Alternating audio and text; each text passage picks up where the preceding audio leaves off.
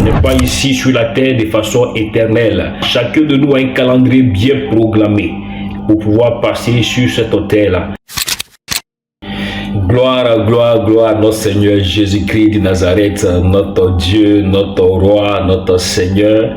Il est Dieu, il est puissant, il est glorieux. Je bénis le nom de notre Seigneur Jésus-Christ pour cette grâce qu'il nous accorde en ce jour, pour pouvoir passer ces instants avec vous. Et sache, mon frère, ma soeur, toi qui es connecté, sache que ce n'est pas en vain, que tu sois là, parce que Dieu ne fait rien au hasard, et Dieu fait toutes choses bonnes pour chacun de nous et en son temps. Et si Dieu a permis que tu sois connecté aujourd'hui, c'est parce qu'il a réservé quelque chose pour toi, il a réservé une parole pour toi. C'est pourquoi je t'ai dit d'être vraiment attentif. Que Dieu te bénisse. Nous allons, par la grâce de notre Seigneur Jésus-Christ, passer un bon moment ensemble. Je suis le pasteur René Esaïe Amani et je suis très heureux, comme je l'ai dit tout à l'heure, je suis très heureux de vous savoir connecté, et c'est une grâce que Dieu nous accorde de pouvoir partager ensemble sa parole.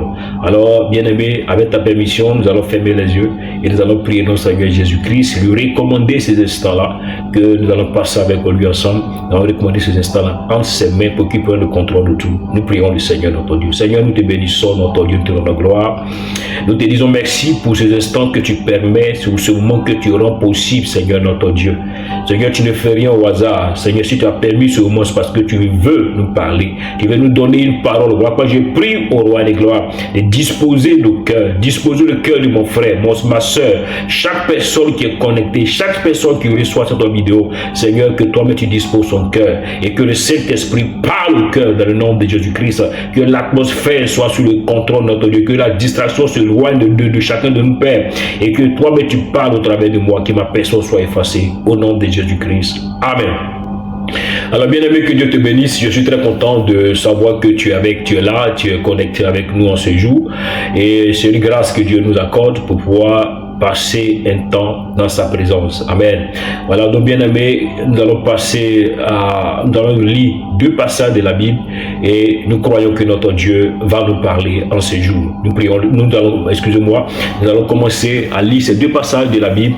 Le premier passage est tiré de Jean chapitre 1 du verset 1 au verset 3 et le verset 12. Donc Jean chapitre 1 du verset 1 au verset 3 et le verset 12. Et le deuxième passage est tiré dans le livre de Deutéronome qui signifie la répétition, comme on l'a dit, la répétition pédagogique. Donc il est important pour nous de pouvoir savoir ce que Dieu nous dit. Dieu nous donne, et à la lumière de cela, Dieu va nous parler pleinement. Que Dieu te bénisse, mon frère. Donc on prend un peu le passage, je le lis dans la version parole de vie, dans la version Louis II révisé. Donc Louis II révisé, je le lis.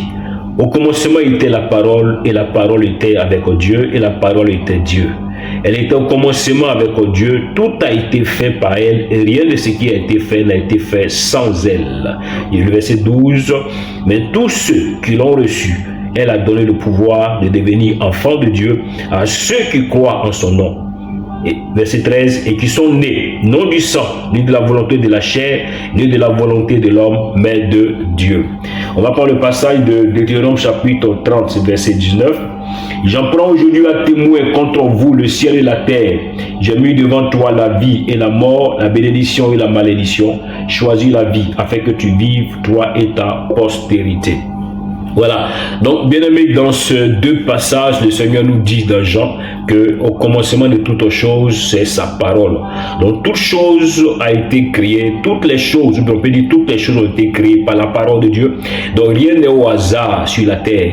Si tu es né, c'est parce que Dieu a prévu quelque chose pour toi. Dieu a permis que tu naisses parce qu'il y a un plan divin, quelque chose de spécial qui t'accompagne ton séjour sur la terre. Comme vous le savez très bien, nous sommes en séjour sur la terre. On n'est pas ici sur la terre de façon éternelle, parce que chaque chose a son temps et nous sommes là, chacun de nous a un calendrier bien programmé. Pour pouvoir passer sur cet autel-là. Donc tu es venu sur la terre, il y a un calendrier qui t'accompagne, il faut que tu le saches véritablement, parce que la Bible déclare que la parole de Dieu, tout a été créé par la parole. Les animaux que vous voyez, parce que Dieu a voulu que ces animaux-là vivent, ces animaux-là vraiment soient créés. Les oiseaux, les arbres, tout ce que nous voyons, le ciel, la terre, c'est Dieu qui l'a créé, ce n'est pas au hasard. Donc tu as sûrement entendu de certaines de certaines paroles philosophiques, de certaines réflexions philosophiques pour dire que le hasard existe, c'est là, tout est pas au hasard. Non, rien de tout n'est au hasard. Toute chose a été créée par Dieu. C'est Dieu qui a créé toutes ces choses-là. C'est Dieu qui a créé l'univers. C'est Dieu qui a créé la terre. C'est Dieu qui a créé les cieux. C'est Dieu qui a créé toutes choses.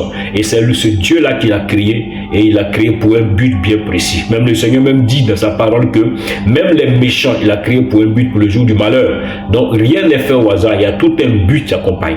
Mais tu as besoin de savoir, bien aimé. Si Dieu te dit que tout a été créé par sa parole, c'est une parole qui t'accompagne, qui accompagne ta venue sur la terre. Il y a aussi un agenda qui t'accompagne, un agenda divin qui t'accompagne. Il y a aussi une mission divine qui t'accompagne. C'est pourquoi, quand vous voyez très bien une machine, quand quelqu'un fabrique une machine, qu'est-ce qui se passe? La machine accompagne d'une notice, une notice d'utilisation. Comment on va utiliser la machine? Donc cette notice accompagne la machine. Donc celui qui n'a pas la notice d'utilisation ne saura pas exactement comment utiliser la machine. Et c'est la même chose pour Dieu. Quand Dieu nous a créés sur la terre, il y a un agenda divin qui nous accompagne. Il a besoin de connaître cet agenda-là. Cet agent doit bien connaître l'agenda divin parce que c'est lui qui a créé. Notre source, c'est lui. Nous venons de lui. Nous provenons de lui. Amen. Nous provenons de lui. Nous sommes venus sur la terre parce que notre Dieu l'a voulu. Donc, si tu es sur la terre, tu dois savoir quel est l'agenda qui t'accompagne. Quelle est la mission qui t'accompagne. Tu as bien fait quoi? Tu as bien d'être quoi? De te connecter à la source. De te connecter au Créateur. De te connecter à celui-même qui t'a créé. Parce qu'en dehors de lui, tu ne peux pas connaître l'agenda qui t'accompagne ou la mission qui t'accompagne. En dehors de lui, tu ne peux pas le faire. C'est impossible. C'est celui qui a créé sa chose qui sait comment l'utiliser. C'est celui qui a créé sa chose qui sait comment vraiment l'utiliser. Il va te montrer cela. C'est pour ça que le Seigneur dit qu'il n'a pas prévu de projet de malheur pour toi, mais des projets de bonheur, afin de donner la bénéfice d'espérance. Alors bien aimé, voici ce que Dieu dit dans le livre de Jean. Il dit quoi? À tous ceux qui l'ont reçu, il lui a donné la parole, lui a donné le pouvoir de devenir enfant de Dieu. Donc la parole de Dieu te donne le pouvoir de devenir enfant de Dieu. Mais tu as besoin de faire quoi? Pour que cette parole puisse faire ce travail-là, tu dois faire quoi? Tu dois accepter Jésus-Christ comme Seigneur Sauveur personnel et que Jésus-Christ soit dans ton cœur pour faire ce travail. Pour que tu sois réellement connecté à la source. Et sois réellement connecté à celui-même qui t'a créé. En dehors de lui, tu ne peux rien faire. C'est pour ça qu'il te dit dans le livre de Deutéronome, il met devant toi le chemin de la vie et de la mort. Mais en même temps, il te dit, choisis la vie. Ce Dieu lui-même qui t'a créé te dit, choisis la vie. Regardez un peu. Il te dit, voici, je t'ai créé. Il y a le péché qui te conduit à la mort. Et il y a aussi quoi? La vie de sainteté. La vie qui honore Dieu. Qui te conduit quoi? Qui te conduit quoi? Au paradis avec moi. Qui te conduit à la vie. Donc bien aimé, tu as le choix. Il ne veut pas t'obliger à choisir le chemin de la vie. Mais il te dit, voici les conséquences qui sont là.